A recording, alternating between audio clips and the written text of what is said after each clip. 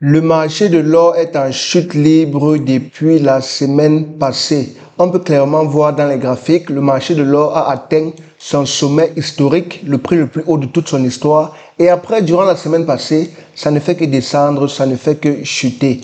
Dans l'épisode de l'analyse du dimanche d'aujourd'hui, nous allons parler en profondeur et de manière très détaillée des différentes raisons et les causes pour la chute du prix de l'or. Bienvenue dans l'analyse du dimanche. Moi, c'est Monsieur Tech, entrepreneur et trader rentable. Chaque dimanche, je fais ce genre de vidéo pour partager ma perspective trading dans les différents marchés et aussi mes analyses avec pour objectif d'aider les traders débutants, amateurs ou professionnels pour avoir une bonne perspective, pour avoir une bonne préparation pour la semaine à venir.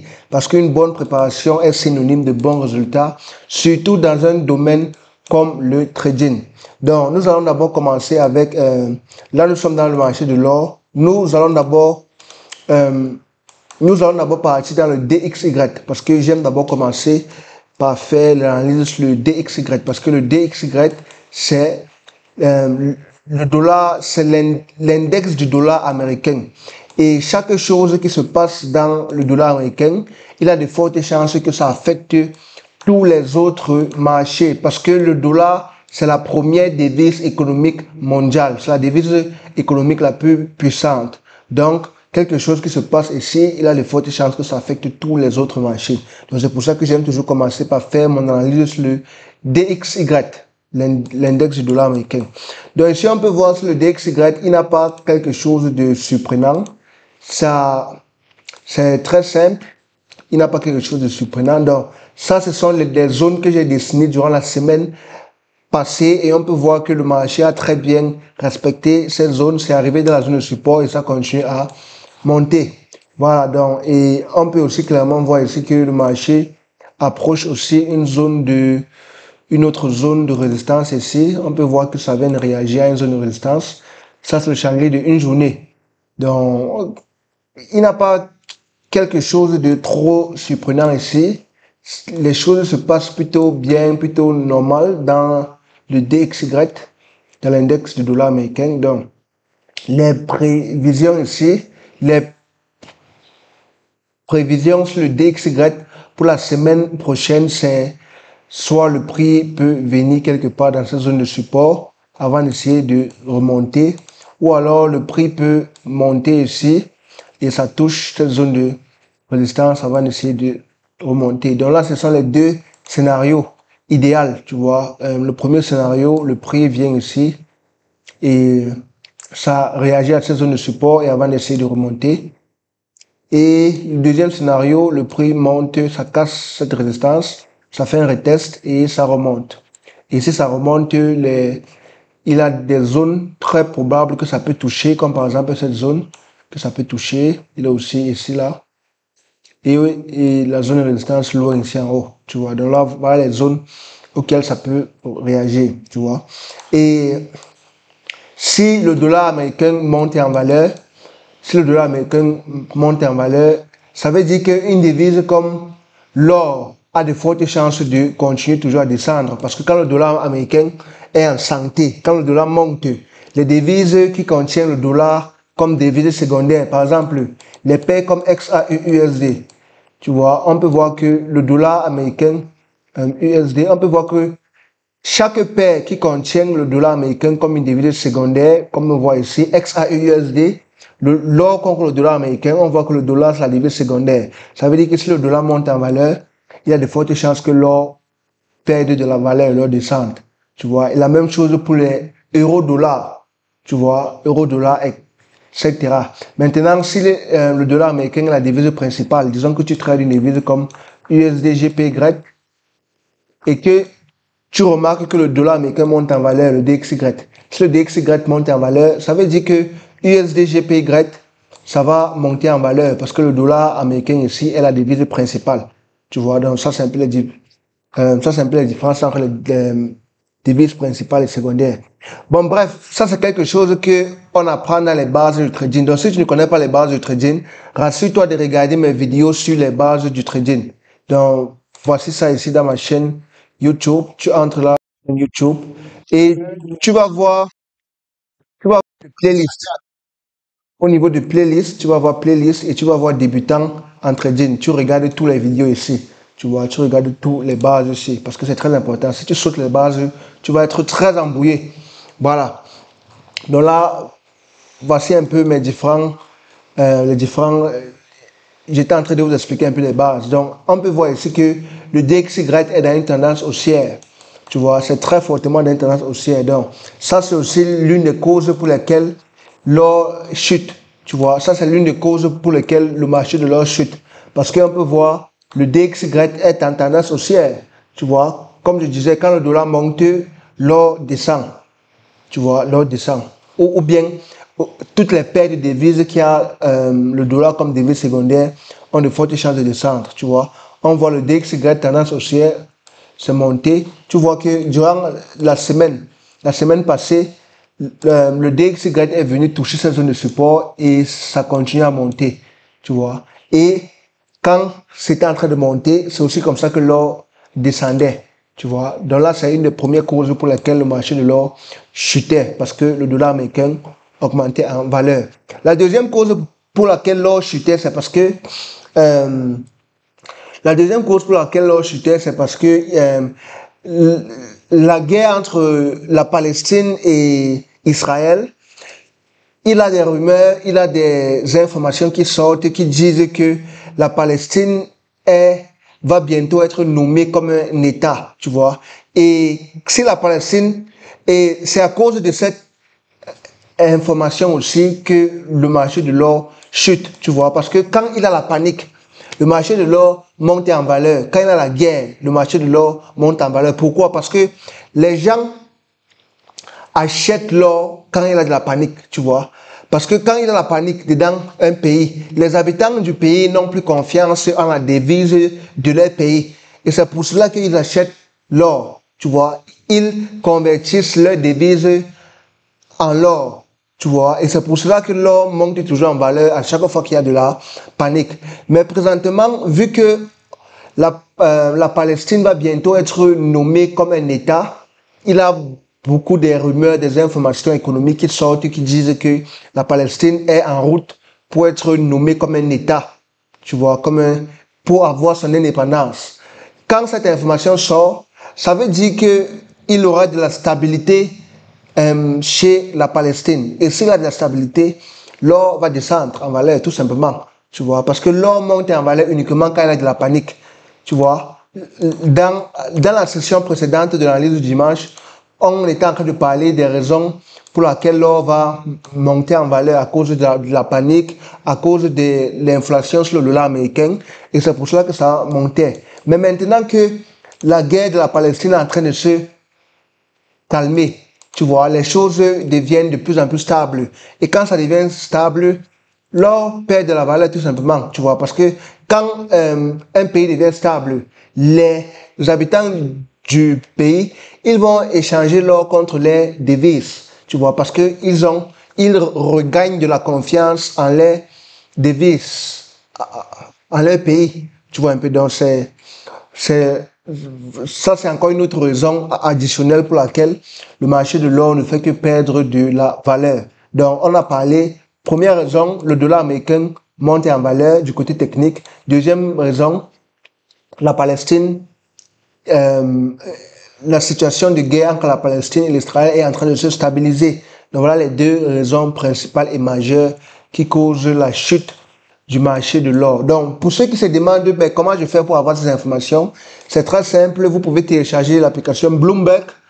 Il a les applications Bloomberg dans le smartphone. Vous pouvez aussi faire des recherches, des annonces économiques, des informations économiques, le journal économique. Il a les sites investing.com, FR, Bloomberg. Il a plusieurs différents sites des annonces économiques que vous pouvez suivre, tu vois, pour vous garder en alerte. Écrivez en commentaire si vous aimeriez que je fasse une vidéo dédiée à vous apprendre comment interpréter les annonces économiques, comment suivre les informations de guerre, de situation des pays, des différents trucs comme ça. Donc, écrivez en commentaire si vous aimeriez voir ce genre de contenu. Voilà, donc maintenant, qu'est-ce que je compte maintenant faire sur l'or? Là, présentement, sincèrement, je ne vais pas vous mentir, l'or ne m'intéresse pas maintenant. Durant cette semaine, ça ne m'intéresse pas. Sauf s'il y a un truc très différent qui va s'arriver, qui va m'intéresser. Mais là, ça ne me plaît pas, tu vois. Ce type de figure, ce type de structure de marché ne m'intéresse pas, tu vois. Je ne suis pas habitué à trader ce genre de structure de marché. J'aime trader une structure de marché qui est claire. Tu vois, comme la semaine passée, on peut voir la structure du marché ici était très claire. Tu vois, c'était clairement dans une tendance haussière. Ça faisait des pullbacks et ça remontait, etc. Là, c'était très parfait pour moi. Mais présentement, ça ne me plaît pas parce que la structure du marché ne me plaît pas. On voit le mouvement de baisse, c'est descendu brusquement. Il n'a pas de pullback. Tu vois, c'est parti, il n'a pas de pullback. Donc là, ça ne me plaît pas. Je ne vais pas trader l'or durant cette semaine à venir. Sauf s'il a un truc nouveau qui s'arrive. Et s'il y a un truc nouveau qui s'arrive, je vais le partager dans mon canal VIP. Donc, si tu veux joindre mon canal VIP pour ne pas manquer, c'est très simple. Voici les modalités pour rejoindre mon canal VIP. Donc là, voici les modalités. Ça coûte 15 $ le mois, ou alors 25 $ 3 mois, ou alors 50 $ illimité. Pour l'obtenir, vous pouvez me contacter ici. Voici le numéro WhatsApp. Vous contacter pour rejoindre le canal VIP. Tout simplement. Voilà. Donc là, je ne suis pas intéressé dans l'or. Donc on va partir maintenant dans la prochaine devise, c'est la prochaine devise qu'on va parler, c'est le Bitcoin. Donc, ici là, je fais les analyses en fonction du sondage que j'ai lancé dans ma communauté trading pour demander aux traders de choisir la devise qu'ils veulent que j'analyse. Donc, ils ont choisi l'or en premier, le Bitcoin et ensuite le GPY. Donc, voilà les devises qu'ils ont choisi et c'est pour ça que je fais. Donc, si toi aussi tu veux rejoindre ma communauté trading, les liens sont toujours en biographie. Voilà, donc on parle sur le Bitcoin. Le Bitcoin, on parle sur le Bitcoin. Donc, je tiens à rappeler que la semaine passée, vendredi, on s'est fait des bons bénéfices sur le Bitcoin. Plus de 1000 $ de bénéfices sur le Bitcoin avec un trade qu'on a pris vendredi dans le canal VIP. Donc, voici un peu ce trade qu'on avait pris. Voici ça. Voici les résultats qu'on avait pris. Vous pouvez voir la date, etc. Donc, voici ça qu'on a pris. Je me suis fait plus de 1000 $ et j'ai partagé ce signal dans le canal VIP. Donc, voici ça que j'ai partagé. J'ai partagé ça vendredi et le trade a fini samedi matin. Donc, si je clique là sur la date, on voit que ça s'affiche. Normalement, quand on clique là, ça s'affiche. Oui, donc, ici, on peut voir la date. Voici 24 mai. Le 24 mai, j'ai envoyé le signal et le signal a clôturé. Le signal a fini je pense que c'était le lendemain que ça finit. Qu'on a touché le take profit. Oui, voilà, le take profit touché le 25. Donc, on voit le signal qui a été envoyé et voilà les bénéfices qu'on a réalisé, que j'ai réalisé personnellement. Donc, si tu veux rejoindre mon canal VIP, je suis les instructions que je viens juste de partager. Voici ça. Et pour rejoindre mon canal VIP, voici ça. Et bénéficier de tous mes signaux, tous mes alertes, et mon coaching, mon accompagnement, etc. Donc, ok, le Bitcoin. On voit le Bitcoin. La première chose qu'on voit sur le Bitcoin, c'est la tendance. Qu'est-ce qu'on voit ici dans la tendance du Bitcoin? On voit que la tendance du marché du Bitcoin est en hausse. Présentement, on voit que le Bitcoin est en hausse. Donc, avec le Bitcoin halving qui était arrivé récemment et tous les autres choses qui se passent là présentement dans le marché. Donc là, voilà le Bitcoin. Du côté technique, on voit que la tendance est haussière. La tendance est haussière dans le Bitcoin. Ok, super. On voit voici un pullback qui s'est arrivé. Un pullback et nous avons pris ce trade comme je viens de vous montrer dans le canal VIP. On s'est fait des bénéfices, on a déjà fermé. Mais je pense qu'il a encore un potentiel de continuer ici dans le Bitcoin. Donc je pense qu'il a encore un potentiel de partir plus haut dans le Bitcoin. Et pourquoi pas chercher les zones chercher, voici des belles zones de résistance ici. Même aussi ici, voici aussi des belles zones qu'on peut continuer à chercher. Donc, le prix peut chercher 16 différents sommets dans le Bitcoin. Donc, je pense que là, voici un peu 3 zones qui m'intéressent comme take profit sur le Bitcoin. Donc, voici 1, 2, 3. Et donc, je pense que sur le Bitcoin, un buy ici serait intéressant, mais pas maintenant, parce que ce price action, parce qu'il n'y a pas de confirmation là maintenant, donc on ne peut pas placer le buy là maintenant. Donc, je pense que ça serait bien de patienter. Si le Bitcoin peut redescendre quelque part dans cette zone de support, tu vois, ça redescend dans cette zone de support. Là, on pourra chercher un buy, tu vois, là, avec une confirmation, oui, dans un chandelier élevé, tu vois, un chandelier 1 heure ou plus, 1 heure, 4 heures, un jour. Mais moi, j'aime plus utiliser le chandelier de 4 heures parce que chandelier de 4 heures sur le Bitcoin, pour moi, ça marche fantastiquement depuis le début de cette année. Donc, voilà. Donc là, oui, je pense que là, ça serait un bon scénario pour placer un buy dans le Bitcoin et chercher à mettre les take profit 1, 2, 3. Et même aussi quelque part ici, tu vois. 1, 2, 3, 4. Donc voilà les différents take profits que vous pouvez placer. Si le prix descend là, pour chercher un buy. Donc là, c'est un scénario qui serait intéressant sur le Bitcoin. Mais il faut aussi faire attention parce que là, présentement, si on regarde bien le Bitcoin d'une petite perspective, de la petite perspective, on peut voir que c'est en train de faire une tendance baissière. Tu vois, de la petite perspective. Donc, on voit que ça fait des hauts, des bas, des hauts plus bas, des bas plus bas, des hauts plus bas, bas plus bas, hauts plus bas. Tu vois, donc, il faut faire très attention, tu vois, sur le Bitcoin. Tu vois, donc, je pense que si le prix revient quelque part ici, on essaie de mettre une sorte de ligne de tendance là. Et si le prix peut toucher cette zone de support, ça réagit. Et ça vient casser cette ligne de tendance ici. Et avec une bonne confirmation, parfait, c'est le moment parfait pour placer un trade là sur le Bitcoin. Donc, c'est un peu ça. Donc, on parle un peu de la carte thermique. Qu'est-ce que la carte thermique nous dit sur le Bitcoin? On a parlé de la carte thermique. Qu'est-ce que la carte thermique nous dit? Qu'est-ce que la marché fait?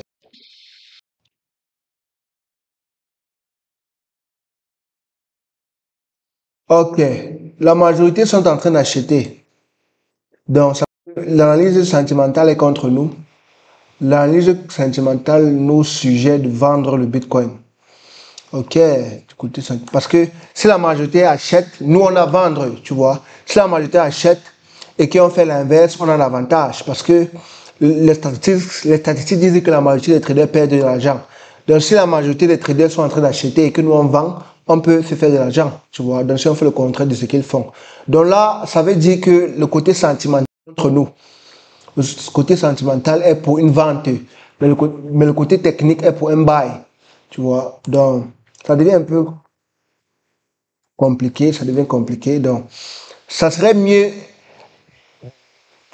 d'éviter le Bitcoin ou bien alors d'attendre que le côté sentimental se change d'abord. Tu vois, ça serait mieux d'éviter parce qu'on a fait du côté technique, oui, je vous ai expliqué, on pouvait prendre un buy.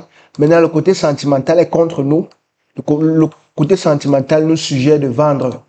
Tu vois, donc, partons un peu encore du côté fondamental pour la dernière confirmation. Parce que quand moi je place un trade, j'aime toujours avoir plusieurs confirmations, plusieurs différents. C'est ce qu'on appelle la confiance. On ne prend pas un trade juste parce qu'on a vu une seule chose, le côté technique seulement. Non. Si tu prends un trade juste à cause du côté technique, là tu es en train de manquer beaucoup de choses. Tu es en train de... C'est un peu comme si tu marches avec un œil, tu vois. C'est un peu comme si tu marches, tu fermes un œil et tu laisses un œil ouvert, tu vois. Parce que c'est important de mélanger tous les autres analyses fondamentales, techniques, avant de prendre ta décision, tu vois. Parce que si tu prends un seul, la décision à cause d'un seul, de seulement le côté technique, tu es en train de manquer beaucoup d'autres choses, tu vois. Donc, on parle un peu du côté fondamental pour voir. Ou le côté fondamental nous dit aussi de vendre le Bitcoin. Donc, Le côté sentimental dit qu'on vend, le côté fondamental dit qu'on vend, et le côté technique, c'est pour un achat. Donc, c'est mieux d'éviter le Bitcoin, c'est mieux d'éviter, ou bien alors de chercher à vendre, tu vois. Parce que comme je disais, le côté technique, dans les petits time frames, les petits chandeliers, ça en train de faire la tendance baissière. C'est vrai que nous sommes dans une tendance haussière. Si on regarde de la grande image, tu vois, on voit la tendance haussière. Mais si on regarde de plus petit, on voit qu'on est dans une tendance baissière. Et en plus, le côté sentimental nous dit de vendre, le côté fondamental aussi nous dit de vendre. Donc, ça serait idéal de soit on ne trade pas, soit on évite, soit on cherche à vendre. Soit on cherche à vendre, tu vois, donc. C'est mieux d'éviter le Bitcoin là présentement, c'est mieux d'éviter, puisque il a des différents scénarios qui se mélangent, donc c'est mieux d'éviter le Bitcoin aussi. Mais si possible, je vais prendre un trade si les choses changent, si je vois que le côté sentimental change, le côté fondamental change, le côté technique change. Donc, une fois de plus, je vais vous garder en alerte dans le canal VIP. Donc, rejoignez le canal VIP. Je vous ai montré les informations. Le canal VIP, voici ça. OK. Vous pouvez prendre une capture d'écran. Donc, on parle maintenant sur le GBP, GPY. Ça, c'est la deuxième devise que nous avons parlé, que les gens ont choisi dans ma communauté trading. GBP, GPY, 6%. On voit que le GBP, GPY, c'est en hausse. Depuis là, ça ne fait que continuer à monter. Il n'a pas de limite. Le GBP, GPY n'a pas de limite. Ça ne fait que partir plus haut, plus haut, plus haut, plus haut. Ça continue à pomper. C'est encore mieux d'éviter le GBP, GPY. Parce que c'est tellement allé haut que si on veut placer une position là, je pense que beaucoup de potentiel a déjà été pris, tu vois, tellement, ça y est parti tellement haut. Entrer ici, ça peut être tard, tu vois, donc c'est mieux d'éviter. Ou alors, on approche déjà le sommet le plus haut de tous les temps. Donc là, c'est pas un moment idéal pour placer un trade. Donc, c'est mieux d'éviter. C'est mieux d'éviter. Ou bien tu peux attendre un pullback avant d'essayer de placer un trade. Donc, je pense que la semaine prochaine là, je n'ai pas de scénario sûr parce que les marchés, c'est comme ça le trading. Tu n'es pas obligé de trader chaque fois. Tu trades uniquement quand tu trouves ton avantage. Tu vois, quand tu trouves ton scénario idéal, c'est là que tu trades. Mais si les marchés ne respectent pas tes scénarios idéal, ou ça te donne quelque chose que tu n'es pas habitué, c'est mieux d'éviter. On ne force pas les choses. Tu vois, donc, j'essaie un peu de voir du côté sentimental, qu'est-ce que ça dit. Bon, il n'a pas GBP, GPY ici, je ne sais pas pourquoi. Il n'a pas GBP, GPY ici. Je ne sais pas pourquoi. Bon, il a la carte thermique. La carte thermique, c'est uniquement pour les devises. Je n'ai pas utilisé la carte thermique sur l'or et le Bitcoin parce que ce sont des matières premières, ce ne sont pas des devises. Le Bitcoin, c'est la crypto. L'or, c'est une matière première, c'est un métal. Mais GBP, GPY, c'est deux devises. Donc, avec deux devises, on peut utiliser la carte thermique. Heatmap, TradingView. TradingView, Heatmap. On voit la carte thermique. La carte thermique. Bon, si tu ne connais pas la carte thermique, je te recommande de regarder mes vidéos précédentes et mes vidéos des bases que j'ai montrées. Tu vois, tu rentres dans ma chaîne YouTube, tu vas voir playlist et tu vas voir débutant en trading forex. Tu cliques là-bas, tu vas voir 33 vidéos pour t'apprendre tous les bases. Oui, donc. On voit où est GBP contre GPY. Ok, on voit que GBP ici est plus fort que le GPY. GBP est plus fort que GPY de loin. Ok, donc, le côté sentimental, c'est tendance, ça nous dit de buy. Le côté tendance, ça nous dit de buy aussi. Donc, il y a deux fortes raisons solides qui nous dit de buy. Donc, le côté, venons un peu voir le côté fondamental. Bon, je ne sais pas pourquoi je ne vois pas ça ici. Bon, COT data. Ok, on voit GBP toujours plus fort que GPY. 50% plus fort que GPY. Donc, GBP est plus fort que GPY. Dans les trois raisons, nous dit de buy GPY. Mais c'est pas le bon moment. Je vous assure, le timing n'est pas idéal parce que beaucoup de potentiel ça a été monté. Entrer ici, ça peut être tard. Donc, mon conseil sur GBP, GPY, c'est d'éviter. tu vois. Ou tu peux attendre un pullback avant d'entrer. Un pullback quelque part avant de placer un buy. Tu vois, donc c'est un peu ça. Donc, on n'est pas obligé de trader chaque jour, les gars. Chaque semaine, c'est pas obligé de trader. Oui, donc. Si tu as aimé la vidéo, like, abonne-toi, partage la vidéo. Si tu as des questions, écris un commentaire. Et surtout, clique sur le lien en description pour rejoindre ma communauté trading. Voilà, parce que dans ma communauté trading, je partage du contenu éducatif pour t'aider à devenir rentable le plus rapidement possible et aussi des astuces trading, etc. Donc, c'était tout les gars.